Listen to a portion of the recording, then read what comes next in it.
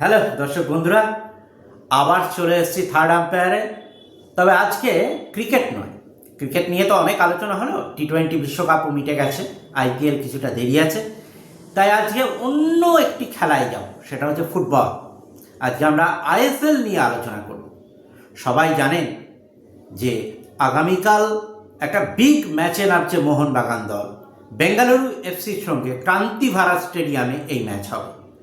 মোহনবাগান দল 4টি ম্যাচ ঘরের মাটিতে খেলেছে এবং সেখানে হচ্ছে 4টি ম্যাচেই জয়লাভ করেছে। 12 পয়েন্ট নিয়ে এখন শীর্ষস্থানে রয়েছে। অপরদিকে বেঙ্গালুরু এফসি 4টে ম্যাচে 7 পয়েন্ট পেয়েছে। কিছুটা হলেও মোহনবাগানের চাইতে খানিকটা পিছিয়ে রয়েছে তারা।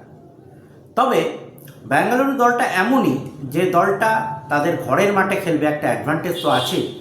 তার পাশাপাশি ঘরের মাঠে কিন্তু তারা অন্য দলকে পর্যুদস্ত করে, এরকম কিন্তু আমরা পরিসংখ্যানে দেখেছি। অর্থাৎ তারা হোম গ্রাউন্ডে কিন্তু মোহনবাগানের বিপক্ষে জয় চাইবে, নিজের পক্ষে ড্র করতে চাই।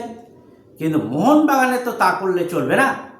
মোহনবাগান কোচ যেটা বলছেন, অর্থাৎ লোবেরো যেটা বলছেন, সার্জিও লোবেরো, যে এই ম্যাচেও তার জয় চায়। আগে মোহনবাগান দলের যখন ছিল হোসে মলিনা, তখন কিন্তু দলটার মধ্যে কিছুটা ডিফেন্সিভ, কিছুটা অ্যাটাকিং ফুটবল এরকম খেলা হতো। কিন্তু লোবেরো কিন্তু আসার পর থেকেই কিন্তু ঠিক করে রেখেছেন যে অ্যাটাকিং ফুটবল খেলবে এবং 3 পয়েন্ট চাই তার।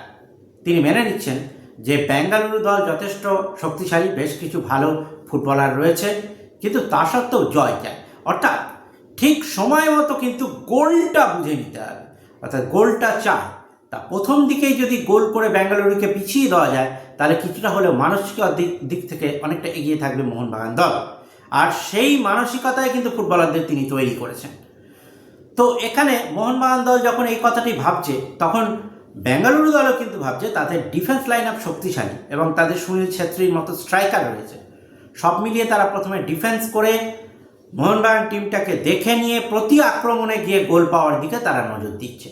অর্থাৎ তার দুই দলের স্ট্র্যাটেজি কিন্তু দুরকম। তো এখানে হাড্ডাহাড্ডি লড়াই তো অবশ্যই হবে। হাড্ডাহাড্ডি ম্যাচের আগে মোহনবাগানকে একটু ভাবাচ্ছে রবিনহোর চোট।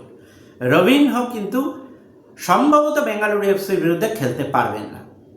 সেই জায়গাটা মেক আপ করবার জন্য কী করবেন মোহনবাগান কোচ, কিন্তু যেটা আমরা গত ম্যাচে দেখেছি, রবিনহো খেলেনি, সেখানে দিমিত্রি পেত্রাতোস, জেসন কামিংস এবং জেমি ম্যাকলারেন তিনজনকেই একসাথে খেলিয়েছিলেন।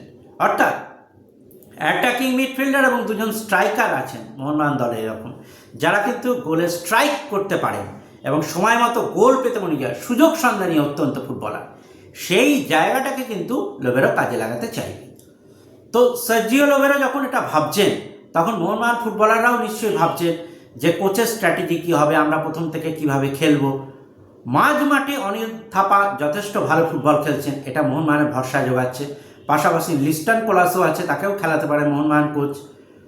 তো যাই হোক না কেন, মোহনবাগানের স্ট্র্যাটেজি অ্যাটাকিং ফুটবল, মানে অ্যাটাকিং ফুটবলে গিয়ে বেঙ্গালুরুকে পর্যদস্ত করতে চায়। তো এই যদি দিকে আমরা তাকাই দুটো দলের দিকে, তাহলে সেখানে আমরা বুঝতে পারবো যে দুটো দলই কিন্তু সমানে সমান। কারণ বেঙ্গালুরু তার নিজের মাটিতে যথেষ্ট শক্তিশালী দল, আর মোহনবাগান এবারে যথেষ্ট ছন্দ আছে এবং সেই ছন্দে থেকেই তারা 4 ম্যাচে 12 পয়েন্ট পেয়েছে। তারা 15 পয়েন্টে 5 ম্যাচে যেতে চায়, এটাই তাদের লক্ষ্য।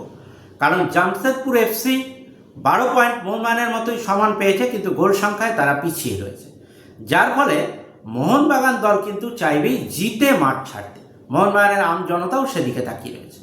এর মধ্যে আবার ঘটেছে কি, মোহনবাগান দলের যে গোলকিপার কোচ, তিনি হচ্ছেন মার্টিনেজ লিওন কিন্তু তিনি মোহনবাগান দল ছেড়ে চলে যাচ্ছেন।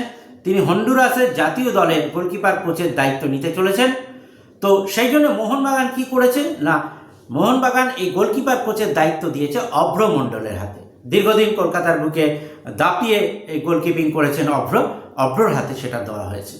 তো সব মিলিয়ে দেখা যাচ্ছে মোহনবাগান দল যেমন মুখিয়ে রয়েছেন জয়ের দিকে, ঠিক মোহনবাগান সমর্থকরাও কিন্তু তাকিয়ে আছে সবুজ নরুন ফুটবলারদের দিকে।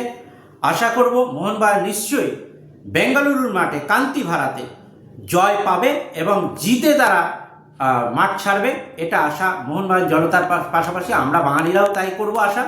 প্রতিবেদনটি এই পর্যন্ত। যদি প্রতিবেদনটি ভালো লাগে তাহলে আপনারা লাইক করবেন, পাশাপাশি চ্যানেলটিকে সাবস্ক্রাইব করবেন এবং পরবর্তী ভিডিওর নোটিফিকেশান পেতে বেল আইকনে ক্লিক করবেন।